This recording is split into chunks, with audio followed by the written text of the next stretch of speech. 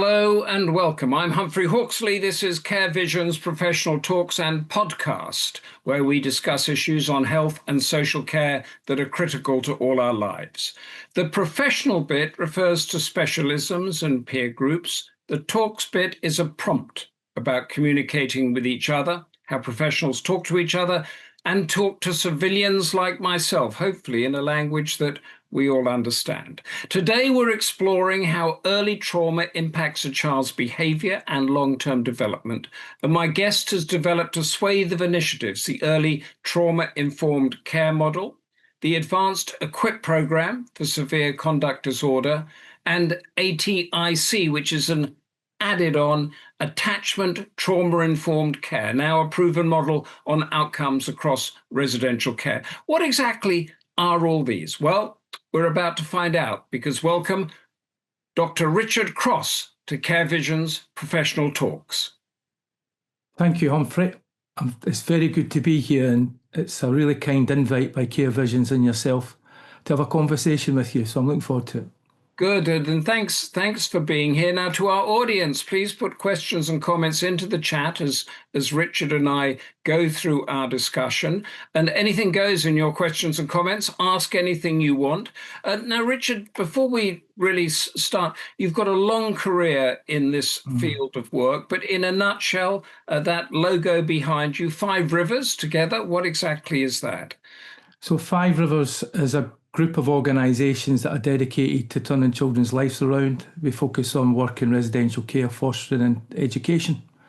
And I've got the privilege to be the clinical director across the organisation. So that's Five Rivers in a nutshell. We're dedicated to supporting children.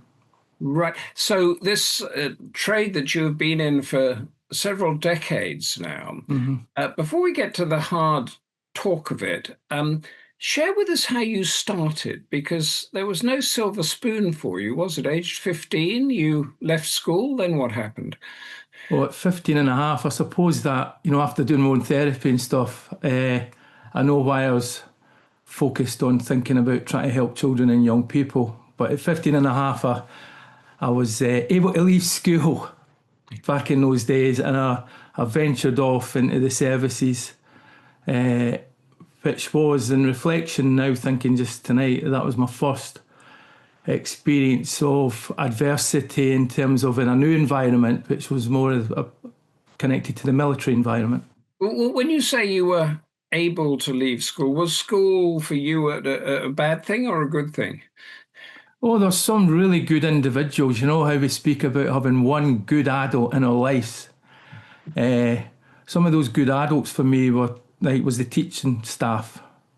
Okay. Having someone who had faith and belief in your abilities is so important. And some of those people were the teachers in my school, and my romantic thoughts about escaping into the Navy and going and doing something constructive. They were supportive of that. Okay. So very young, and at 18 years old, you were running flight decks on aircraft carriers? Yeah, one of the largest ships in the fleet I was on was called the Argus, and I had the privilege to be a petty officer at that time, a very young petty officer, about 22. I was on the same ship when I left in 1991. And that was the first time that I learned that every person plays an important role. And that's very much the case in residential care. Everybody, or foster care for that matter, everybody in the team plays such an important role. And that's where I learned that notion of keeping people together and thinking about how we keep people alongside each other through difficult times is really important. And then you left in 91, but you were there for the first Gulf War. You actually saw the war.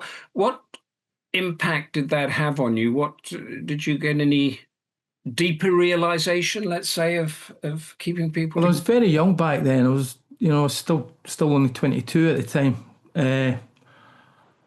But it really struck me because, we can all have a sense about what situations can be like. And it was my first experience, really, that any experience that's out with the range of normal experience can make us, in our systems, go into a state of fear and fret and fright. So supporting some of my colleagues who had some of these reactions that they were very surprised at. We had trained, we had prepared, but the reality of potentially being in situations where you might ultimately lose your life can significantly impact on us. And also seeing death it can be a difficult situation. And thinking about how we mitigate these experiences was even something back then that I started to think about, was how do we support people, even although I was only 21. But that always sort of stuck with me back then. So you went out of the Navy, you saw this thing, and as a petty officer, if I've got this right, that's rather like a sort of sergeant in the army. You were mentoring, you were looking after, you were guiding a group of people under you, weren't you? Well, yes, I had a group of people, and I think the word leadership, and I've become fascinated about leadership in the current sort of trauma-informed field, because leadership and how to support emotionally a group of people going through stressful situations is really difficult. So back then, naturally, due to my age, and I was managing people so much older than me, I had to develop respect. I had to work with understanding and motivation through sort of difficult times. So yeah, leadership is, to me, it's more about saying who we are, as in walking the talk, leading up to our principles, and that sort of key sort of cement that makes people follow us. And you mentioned dealing with people older than you, who had experienced probably a lot more life than you had, but you were having to look after them in a way, and as a petty officer. Was trauma, or post-traumatic stress disorder, or traumatic stress disorder, because it was current at the time, was that prevalent? Were people talking about it then or not? Well, back then, 91, when we think about it, it was only in the 80s that PTSD as a diagnosis was included in the DSM, which is the sort of psychiatric Bible. So following the Falklands conflict, that was 84, if my grace serves.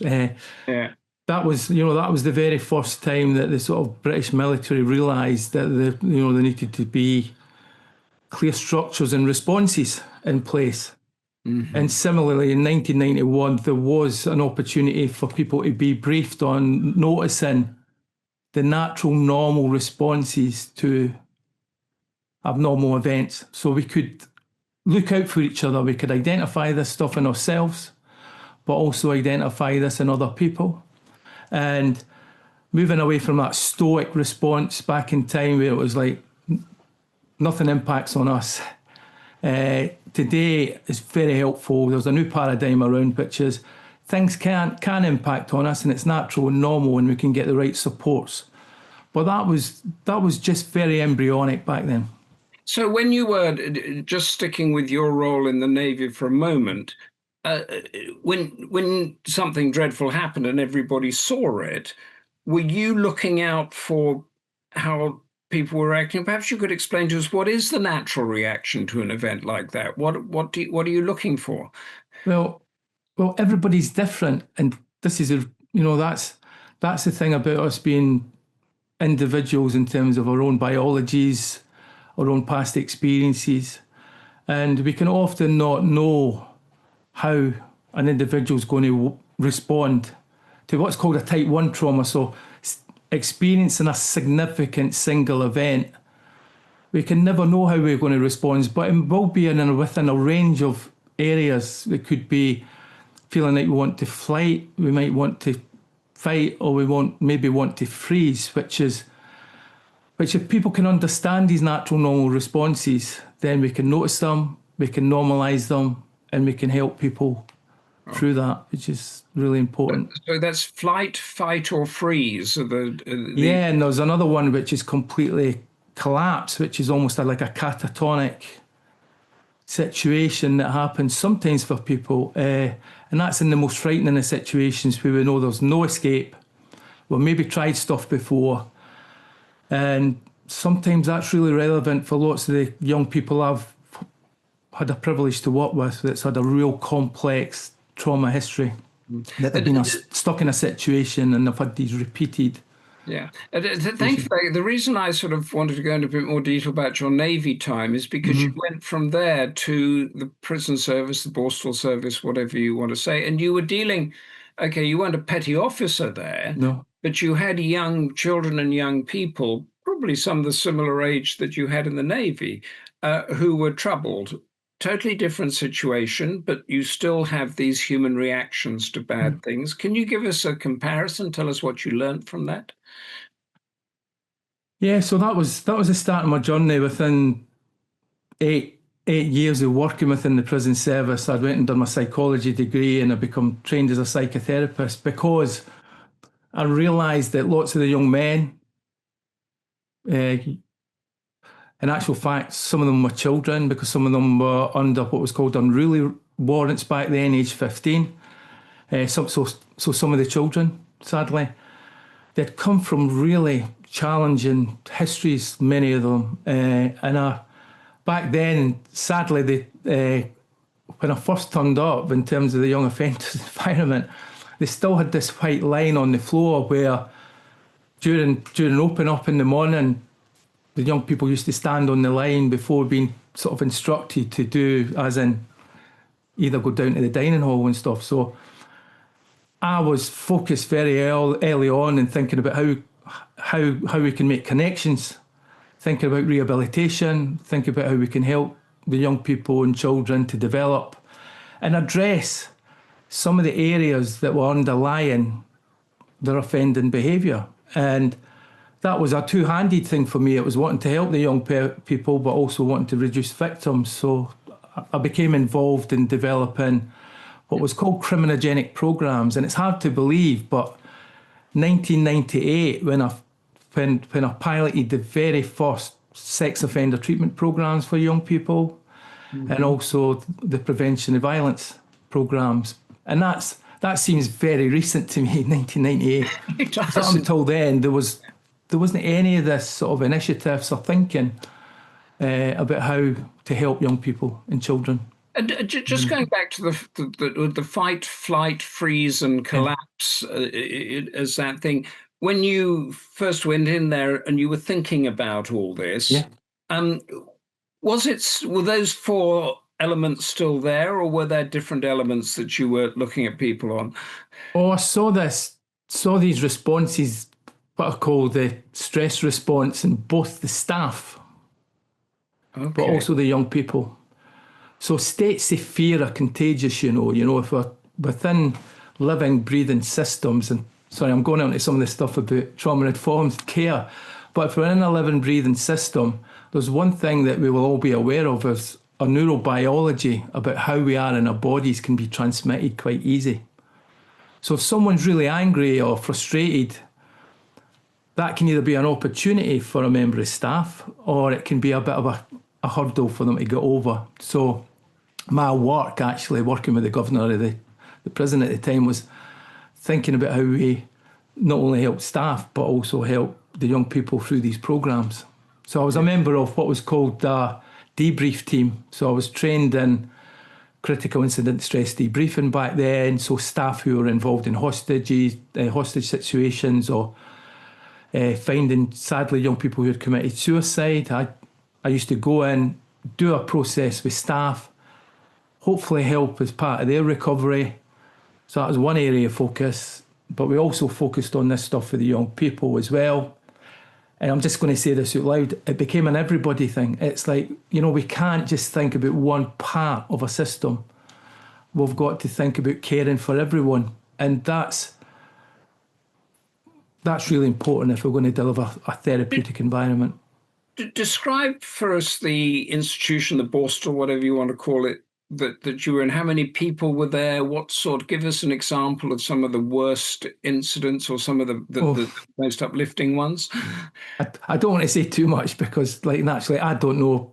Yeah. But well, some of the most difficult things for the staff and also the young people were acts of violence and aggression within the institution. But very early on, I started off as a prison officer, so in my first couple of years, some of the experiences I had to manage was sadly attempted suicide, chronic self-harm, young people setting fires to their cells and having to go in and get them out and try to protect them for that.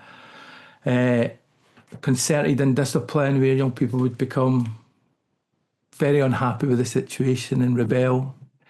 You can imagine adolescence as well. I'm talking about 500 young people. The place I started working, I was caring for 30 young people with me and my colleague at a time. So, yeah, it's a real craft that, I know there's lots of news about the prison sort of estate, but lots and lots of the staff that I had the privilege to work with were really committed and they really wanted to make a difference to the young people's lives. But it's often a challenging job. And you talk about some of those dreadful things that were happening, indicating the mindsets of the 500 young people that you. How does that mindset differ? I've asked this before, but I'll ask again, to those that you're dealing with in the Navy. And did they come from, broken homes, criminal families? And if you put one of those in the Navy, would they have been okay? Well, it's interesting about the Navy because I came from, I'm not going to disclose too much, but I came from an environment where I thought the Navy would provide me with structure, consistency, and a sense of belonging, and it did. And lots of the people that I worked with, they almost seen it as a family type of environment that was very consistent. There was a thing called morale that I become fascinated in my therapeutic community work about, if you can create an environment that's got high morale, it's really resistant to difficulties. In terms of the prison, sadly, lots of those young people hadn't had the opportunity to have people in their lives that were going to take an interest. Some of the young people used to say to me, they used to call me Mr. Cross back then, Mr. Cross, why are you interested? They often became very perplexed that somebody was taking an interest, they wanted to make a difference. And I was continually looking at their strengths and thinking about how to either find sort of educational opportunities for them or think about these programs that I developed, because there was a high level of suspicion, because you can think about if you've come from a fear-laden environment in terms of externally, often young people that I was working with back then had to be on their guard, and that used to be one of the questions I used to ask, whether as a psychotherapist or even back in the prison when I was doing my psychotherapy. When was the first time you had to be on guard that your alarm system was continually looking for threat? And sadly, for lots of young people, it was at a very young age. And my job then was thinking about how to help them switch that off to a point where it could come on if they needed it to come on in a real situation, but for it not to come on all the time. So thinking about how to expand the window of tolerance in terms of the stress management. I want to go through the two programs that I've got that you initiated. But firstly, did you initiate the initiation, or were you told to do it? Were you thinking? Did you go to your bosses and say we need to do this, or did they say we need a solution to this? Well, this brings in another thing about working with others. Yeah, I believe that integrating different perspectives is so important. So back then, I had the privilege to work with social workers in an organisation called SACRO, which was an external charity, which was focused on rehabilitation of offenders. So I was able to find like-minded people, because it's quite lonely, because culture's very hard to change. It can sometimes feel exhausting.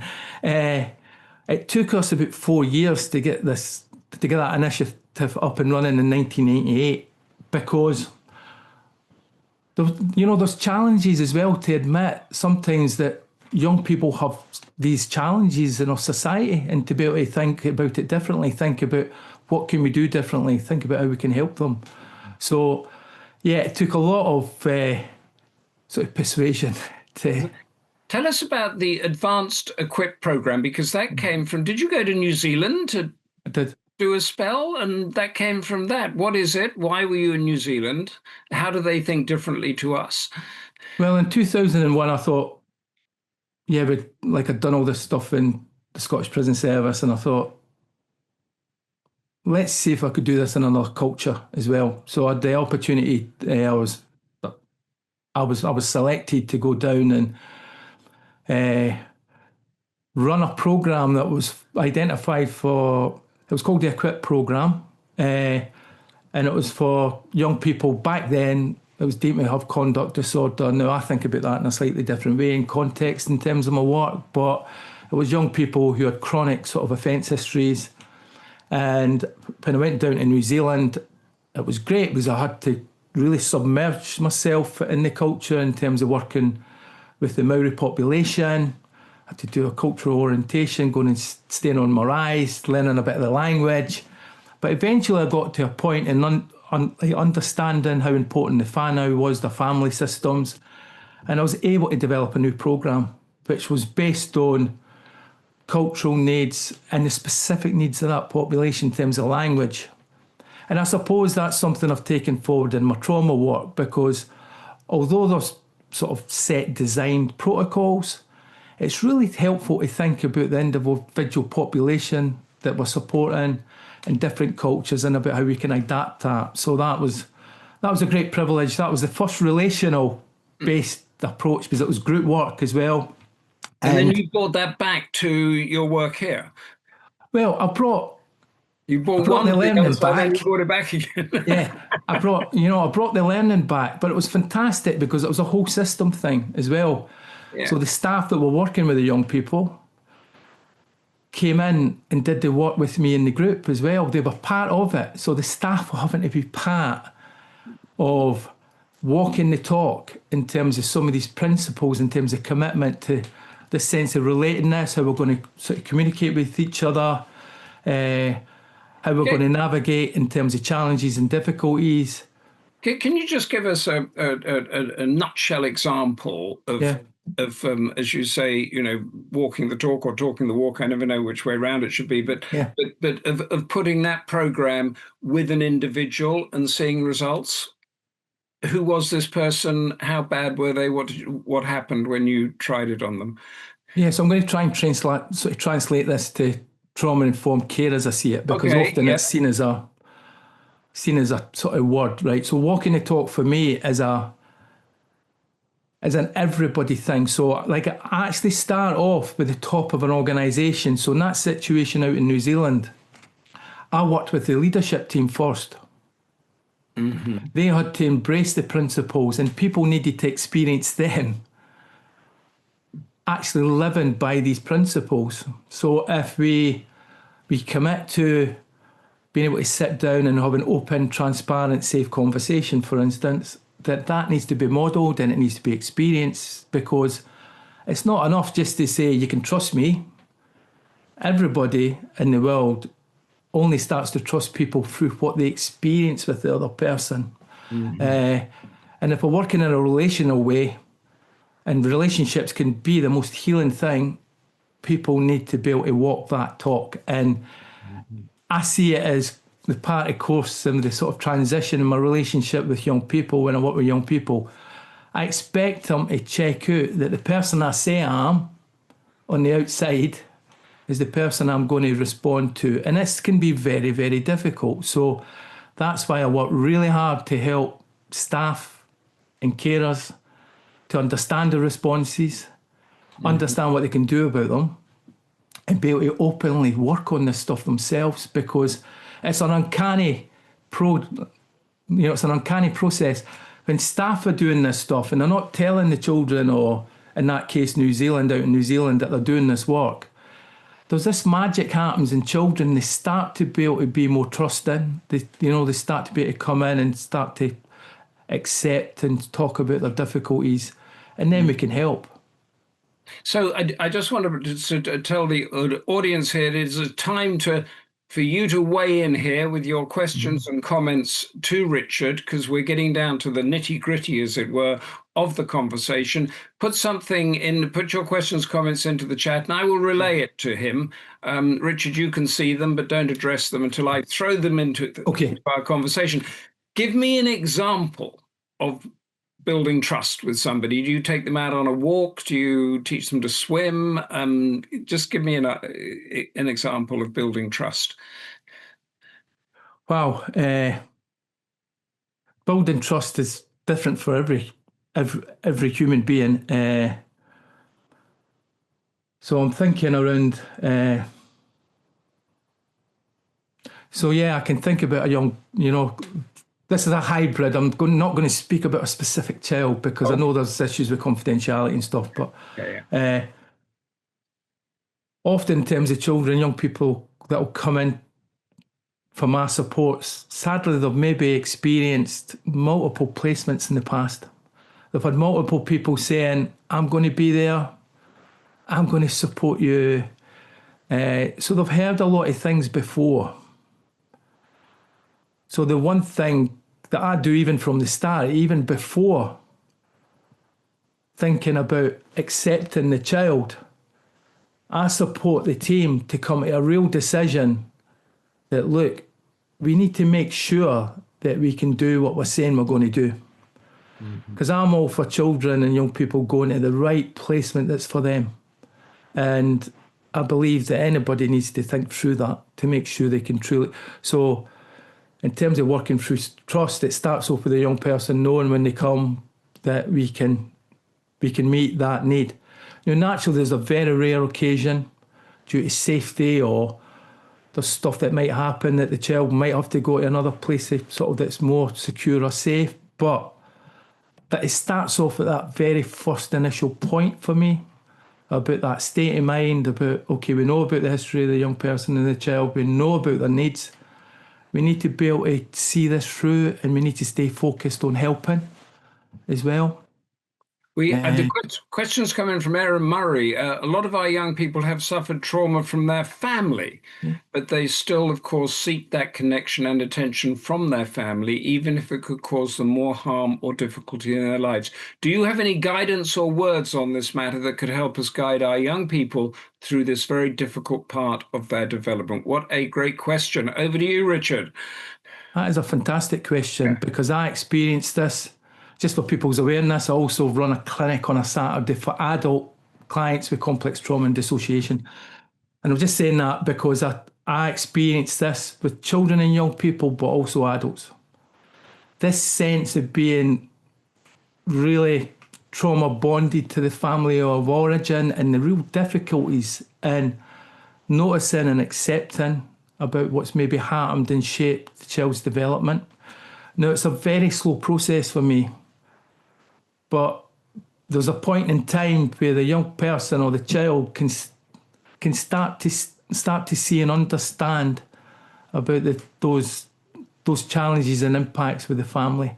It's so painful. That's such a painful process for children, though, to be able to think about losing for them is often the only thing they have. So that often develops through developing a more secure base and sort of placements and relationships. And I help staff to monitor this. And in the model I've developed, children do get individual therapy as well. They get this individual therapeutic space where they can start to work through and process some of these challenges. But that is a very good question. It's a very complex area. And am I right? There's a practical element to it as to, finding a way that child doesn't have to go back to the family. And then it's interesting you're saying that, but often in terms of, I used to do expert witness work and I used to do work in courts, and often courts will recommend certain levels of contact, Humphrey, which is set by the court. Which means the child is often having to go back and reconnect.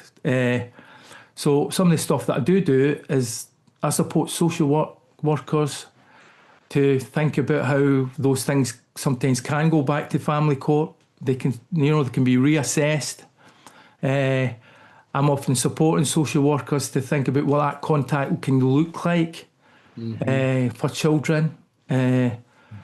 So it's that sort of individualised care plan, and hopefully having professionals around that can help and guide these processes in the best interest of the child. We hear about cuts in social services and health all the time. Is it worse? I mean, what a question I'm going to ask, but a bad placement against a bad family? Well, to me, there shouldn't be a bad placement though, because the whole notion in my mind when I ventured away from therapeutic communities and prisons to work in the children's sector, it was all about early intervention and thinking about creating different experiences for children. So my rule of thumb is the environments that children go to, they should be the complete opposite from some of the toxic situations that sadly children have experienced. So I suppose you can on make my flag here, but there's something about care.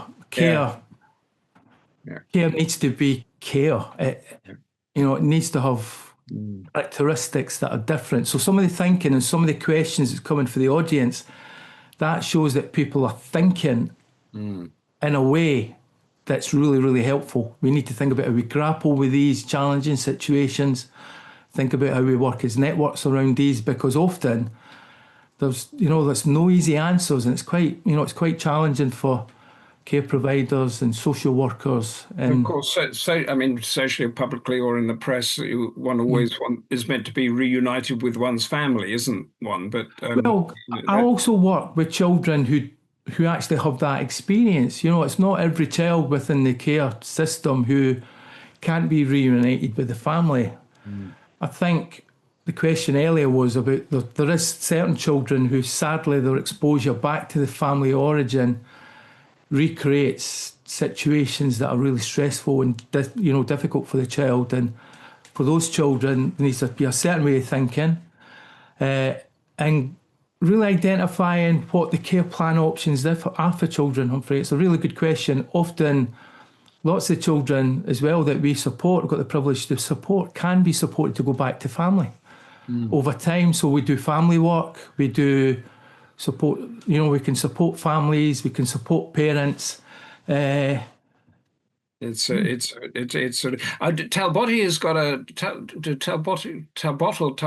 has got another brilliant question here. You mentioned the trauma responses and did not include fawn, FAWN. Do you see fawn as attachment rather than trauma response, even though they are all enmeshed and intertwined and not mutually exclusive? Your first job, Richard, is to tell us what fawn is, and then fawn is like a fawn. It's no, it's interesting because these are interesting questions, and I've been grappling with this more recently over the last 10 years in my research about what's trauma and what is the interplay with attachment and also a thing called dissociation. I think as we're going through our understanding, there's a real intertwining of these three systems. But these are natural, normal, biologically responsive systems, and often psychoeducation is such an important part of helping people who have experienced adverse experiences actually to understand in terms of the biology. And these are natural responses, because often survivors will say to me, I wasn't able to do anything in the situation. And sometimes they've felt they've done something wrong, rather than understanding that at that time it was such a scary experience that their bodies felt that it was the best thing for them in a blink of an eye not to do anything. We talked about this a bit earlier. Could you go a little deeper into this? For me as a civilian, the way you talk about biology of how these, what we think is sort of psychological or mind elements actually impact on the organs of our body. Yeah, so there's there's two things. There's the brain and also there's the body. Nowadays, in terms of all sort of trauma-focused work, we realise that most of the trauma, it's held within the bodily states. That's why Lots of techniques that lots of psychotherapists and trauma therapists are trained in are somatic based because they focus on the body. But there is an importance in the brain because there's structures like the hippocampus. There's a thing called the amygdala, which is overreactive in terms of we've experienced repeated fear situations. There's the prefrontal cortex, which is this big bit up here, that should be online, but sadly for individuals who have experienced repeated fear, that's really impacted. And because that bit's needed to regulate our emotions and our responses to stress, that gets taken offline. It almost flies away for young people, and I help them to understand these responses. There's lots of approaches that have been developed on this. Like there's a neurosequential model of therapeutics by somebody called Bruce Perry, and there's other people like Dan Siegel that have developed approaches that sees the brain in 3 different stages. The reptilian brain, which is brainstem, this sort of centre brain, which is the amygdala, and this prefrontal cortex. So we can start to think about what part of the brain children and young people are in at these particular moments, whether you're a care worker or a member of staff. And then we can start to think about the natural, normal responses of having hormones and neurotransmitters flooding through our bodies in terms of impacts on our stomachs or hearts, aches and pains, problems with sleep, problems with eating. Yeah, we could talk about this bit for hours actually, because I train, psychologists and psychiatrists on this. Because biology isn't part of psychology training, interestingly enough. It's not. It's not. So, psychology training, it doesn't have a large component about biology. It's coming in now. Biology is starting to become more and more focused. There's a notion of a salutinogenic approach, which is the healthier we are around stress in our bodies and our lives, the healthier we are going to be generally. And that's what I focus on in terms of well-being for both young people, but also staff. Just to take that into a thing, if a young person, a child 12, 11 or something, sees something dreadful, say, violence at home or something, a car accident or something, how does that all seep through the body? Well, this is the real challenge with trauma states, because on one hand, people want to really shout it out loud and express it. But on the other hand, the core symptom around PTSD is avoidance, right? It's so painful to go towards and remember.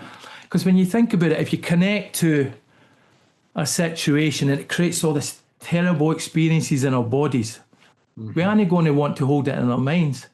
So some of the approaches that I use really effectively, like EMDR, I don't want to get too technical, but most trauma treatments helps, whether it's a child or an adult, keep one foot in the present, like feel present and grounded in the present, whilst being able to put the other foot back into the trauma situation. And then if we can do that and we can feel that we're not becoming too overwhelmed, then it means that over time, these events can be processed, which can mean we can validate and help the child understand the situation. Often there's really negative core beliefs about these situations that children hold. There's normally negative sort of beliefs about self. And sometimes though, it doesn't need a professional to do this. Often the relationships that the children develop with the care staff, the children start to talk about their experiences and are able to get help with them as well, Humphrey. So it's not just in actual fact, I would say the most therapeutic agents to change is the care staff and the foster carers and the teachers. And I see the role that I play as a very small bit. I'm more about providing the consultancy to the staff, and they're doing the task, they're doing the work. And I want to go to Arizona in a moment, but before that, I want to bring in a question from Jack because it sort of touches on that. It Yeah. seems the trauma-informed model involves carrying a culture within an organization. You've talked a bit about that. Can you share some of your experiences on how you might have overcome barriers in organizations when trying to develop a trauma-informed culture? Well, because of the challenges I've had with living, breathing systems, as I call them, right? Because they're all made up with people. Yeah. So the first thing I do is develop a shared language which acts as a glue. And it's not just a language that people know on a superficial level, they actually understand it. So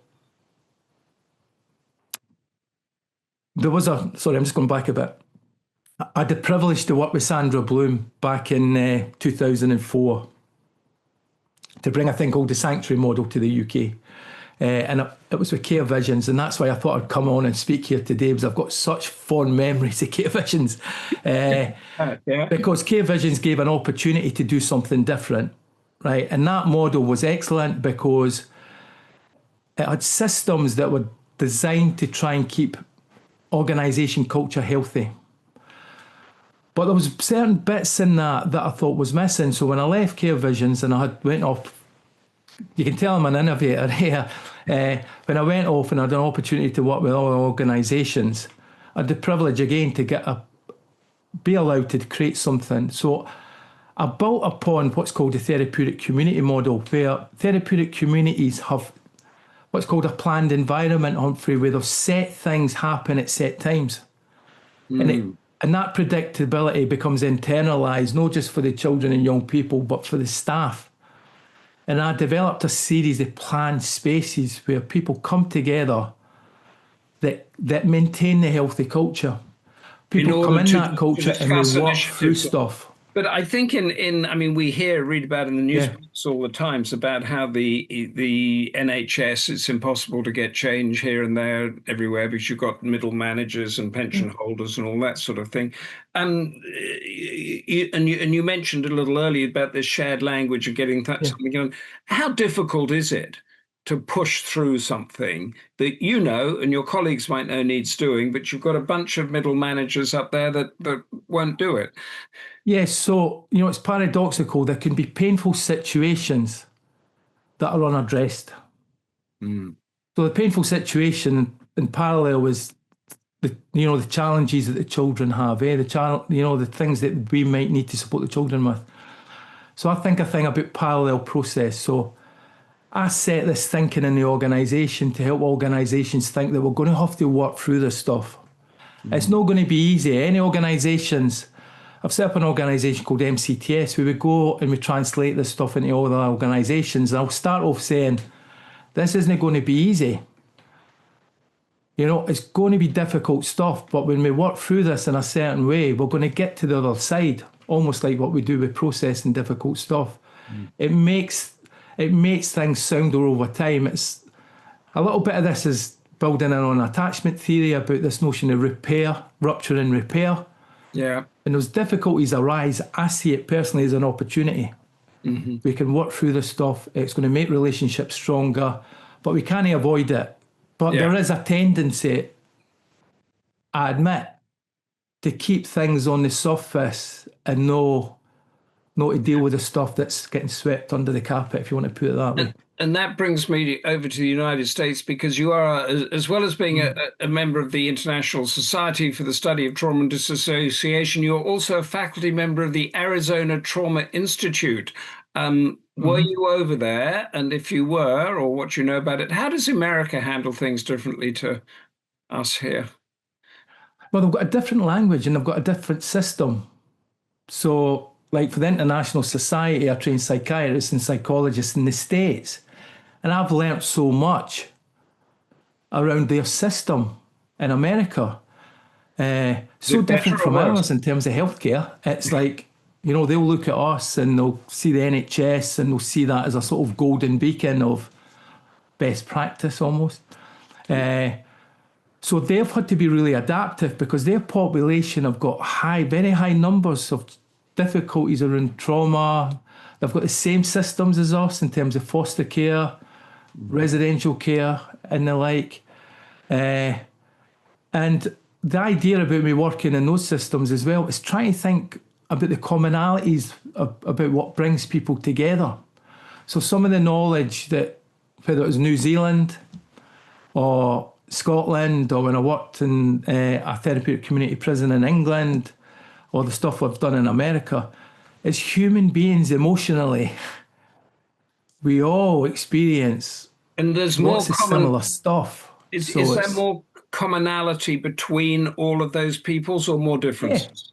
Yeah. Yeah, well, there's commonalities, but finding out about the differences as well. So that was like when I was working in New Zealand, about being able to understand about how the Maori culture, for instance, saw the relationship with the land, the mountain, the river.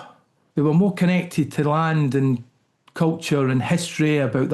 They could recount their family history going back generations, and being able to be respectful for these things. So so there's commonalities, but also understanding the differences as well. And that's also for the children that we care for.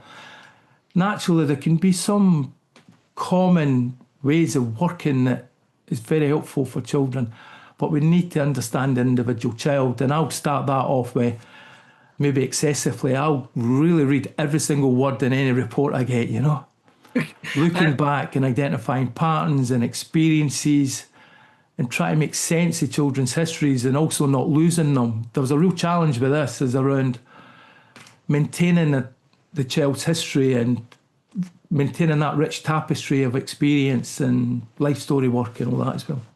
Danny Henderson has a question here. There's been a resurgence of interest in relational practice in residential childcare and other human services. Prescribed rituals and interventions are integral to some models of TIC, and these can abstract and depersonalize relationships. Is it possible to integrate the principles of TIC within these set pieces to optimize the power of connection? Yeah, I think it needs to. I think that's why there's a lot of sort of discussion in the sector about trauma-informed care. Does it become just a buzzword? Yeah. Does it just become a series of stuff on a piece of paper? Because the actual original intent, because this came out of work way back in the 80s with Judith Herman about her first seminal text about trauma and recovery. These thoughts actually came out of work with families, family centres and stuff in America. These notions of trauma-informed care. Can I just let's go through those 4 words of this initiative, because you say it becomes a buzzword. Let's actually define each one. Yeah. Attachment. So attachment. So the reason I said about attachment, because it's naturally I'm a relational psychotherapist, so I've found over the last 30 years of working as a psychotherapist, I don't get anywhere unless I can develop the right qualities in a relationship between myself and my client. And this stuff, we're talking about the relationship with the staff and the children. It can be the real foundation, and there's been lots of work, even if I'm not thinking therapeutically, but there's been lots of work that identifies if children have people in their lives that they experience as having some of these qualities, which is really interested, committed. Some of the things that they would think about relational qualities they develop in secure attachment is really important. You talk about the staff and the individual person there and the colleagues. What about the staff and management? When the bean counters come in, can you bring them around to your way of thinking? Yeah, well, it needs to, because otherwise it impacts on culture, and then culture percolates through, in terms of psychodynamic terms, that how things are at one part of a system can percolate through in the other part. So it's like if staff don't feel supported, then they're going to start to respond in certain ways. There's going to be poor retention. The care sector's got some really major challenges that I've been thinking about recently. How to improve retention, because without the stability and continuity of relationships for children, they aren't going to be able to develop these internalized sense of relationships start to change what's called like what the internal working models in terms of how they see relationships. Okay. So And yeah, relationships throughout the system can impact on retention, means then we can retain knowledge, means we can develop more resiliency within the staff system. And so, just to very quickly say about one quality, this quality containment, which was a concept by someone called Bion, or there's a person called Donald Winnicott that called this thing emotionally holding, which is being able to tolerate what people give us, right, emotionally. So some staff sometimes in residential care need an outlet, and that outlet should be up the way to their supervisor, to the manager, but talk about the struggles, talk about the challenges they have, so they can go back to the work and the task with the child in an okay way. I just wanted to say about that. But that goes all the way up the tree, because it means that the manager needs to contain the staff. yeah. The manager's manager needs to contain the manager. Reminds me a little bit of what you experienced as a young man in the Navy and that system there. But let's go to that's attachment, Yeah. trauma. Define that Well, for us. trauma. So all trauma-informed models. No, not the informed, Richard. I tell you, just trauma. Yeah, well, trauma. Well, that's where the trauma and that's where the trauma sensitive, informed, and responsive comes in, because trauma can be thought about in all different ways. Okay.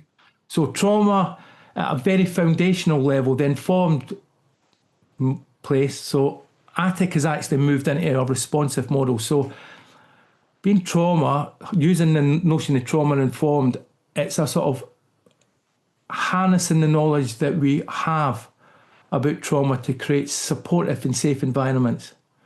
To be trauma sensitive, then is to take that knowledge and then be more careful and considerate about how we use. So it could be thinking about sensory environments, it could be increasing opportunities for choice and control. And then when you get up to the trauma responsive level, which is harnessing all that knowledge about how we know trauma impacts brain and body and people's memories and how a child might respond in education because their mind's offline. Being trauma responsive is taking all of that and designing specific practices that's going to address the needs of what we know. Okay, so the informed bit of attachment trauma informed care is to know about the trauma. Yeah, to know and understand how that impacts on individuals and what's the best way of being in an organisation. So trauma informed has various principles, which is around collaboration, participation, empowerment. So it's got certain qualities. But when I go into organisations to support them, at these different levels, I expect to see more and more embracing what I call walking the talk. So people won't just know the knowledge. Yeah. It's about the translation of knowledge into practice. And that's the bit that's sometimes missed in my experience. There's no point in having knowledge. We can give knowledge to staff, but can they translate it? Can they move that into the way of being? And that relationship, like Danny's question is, can they translate it into actual practice? So could you give us an example? If you a generic example from your long experience of somebody who's suffering from trauma, and then the informed bit and the care bit, how all that comes together. Could you give us a sort of? Well, that's quite a complex question, but I'll try and give you an example through. Yeah. So for instance, say we've got a privilege to support a child. The first part of that process is we make sure that we understand as much about the child as we possibly can. And we think about how the transfer, the movement from one environment into their new home is going to be. Okay. So when they're coming to stay, how can we make that as less anxiety provoking as possible?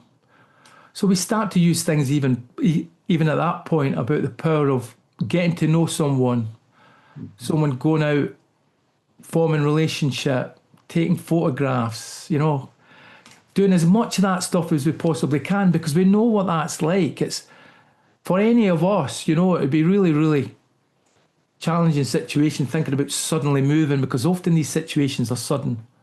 Then what we do is, right from day one, I'm forming a needs-based assessment, which is based on a unique trauma and attachment-based assessment. This doesn't involve the child. The only point it involves the child is if the child would benefit from a thing called a story STEM assessment, which is a attachment-based, play-based assessment that I work with Anna Freud, which is a centre in London on, and I train organisations to be able to deliver this. And it's play.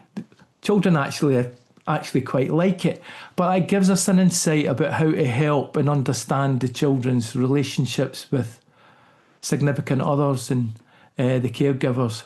So this then goes into a package that then is really focusing on supporting the staff to understand how they can help the children in their care. So can I we are running a little bit, just a couple of quick questions. Is that, and we had this in a previous professional talks about the cuts and the shift workers that come in now. That wouldn't give them time to do what you're suggesting here, because you would have one person one day and one person the next. No, the actual model's been developed because I've adapted it for fostering as well. So this is working with fostering families as well now. But the model is sort of adapted to, there is a commitment in terms of how to harness the time within organisations to be effectively used. Okay. Because I know there's constraints, right? So I try and implement this model with using the resources that's there. The only resources that's needed additionally is to have clinical consultation that provides the psychological support to support these to support the staff. So it's like a reflective space where staff sit around and they've got a space to think about the work with the children. That's facilitated, for instance. So that's the additional sort of resource. Okay. Richard, we are running out of time now. Whilst I tell people what we've got coming up on Professional Talks, I want you to think of a one-liner for all of us to take away. But on August the 27th at 7 p.m, we have Dr. Ruth Imon from the University of Stirling, and among her many writings, A Guide to Therapeutic Childcare, What You Need to Know to Create a Healing Home. We'll be talking about her new avenues on from what we've been talking about today. And later in the year, we hope to have Dr. Steve Carnaby to talk us through working with children and young adults with special needs and learning difficulties. Richard, a final word? Well, I was going to say, it's maybe sounds a bit corny, this, but we can do stuff together, right? So that was partly why I came on to do the talk, because I thought it's really good to connect. The more we share, the more we can work together and cross boundaries. It's like be able to cross these divides between organisations and stuff. Yeah. We can start to develop shared understanding, because I believe that things always need to progress. So I am putting in the chat who you are, everybody knows you are, and how to get hold of you through Five Rivers. If any of Richard's ideas you love or they grate on you, get in touch with him and tell him and work with him, because it's been a fascinating time, because this element of trust, right from the top right through to people, and the time and all the rest of it. We've got a few messages coming in basically saying thanks for doing this, Richard. So, and thank you Humphrey, though, for yourself, because I must admit this is something different for me to come on and have a conversation, but you made it, talking about trust, you made it feel comfortable, so well, appreciate it. Did we develop a bit of trust? We did. Rapport, it's called, so it's great. We got a rapport, have we? And I like, and what I say, I love your backstory, because you had such an incredible a backstory there. But we have to go now. So thank you, Richard, and thank you, everyone. And until August the 27th with the next Professional Talks, Stay safe, everybody, and goodbye. Bye, Richard. Thanks so much. Bye, everyone. Bye-bye.